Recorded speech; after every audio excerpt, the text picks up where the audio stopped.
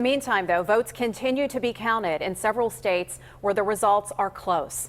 Political editor John Delano live in the studio now to break all of these numbers down for us. John.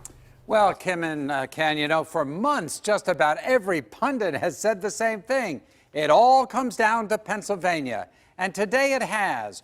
Earlier today, after most, but not all, of the uncounted mail-in ballots had been tallied from Philadelphia to Erie and Pittsburgh to Scranton, Joe Biden pulled ahead of President Trump in this state.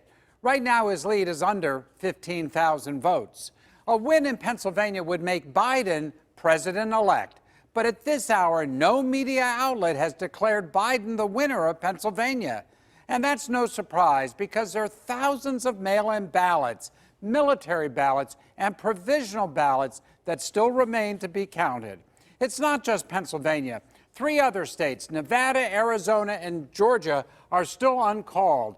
Right now, early this morning, Biden took a lead in the state of Georgia. No Democrat has won that state since 1992. But the lead is so small, 1,600 votes, the Trump campaign will get a recount. In Nevada, Biden leads by 10 to 20,000. In Arizona, it's about 39,000 votes. Still, it would take Biden or President Trump would need to win every one of these states, including Pennsylvania, in order to win the Electoral College. If Biden wins all these states, he'll win by the same margin that the president won by in 2016. The bottom line is it's going to be tough, I think, for the president to win all these states. It's really running the table, and that's tough to do, particularly as the vote count continues. By the way, in Pennsylvania, candidates are not entitled to a recount unless the margin is less than 0.5%.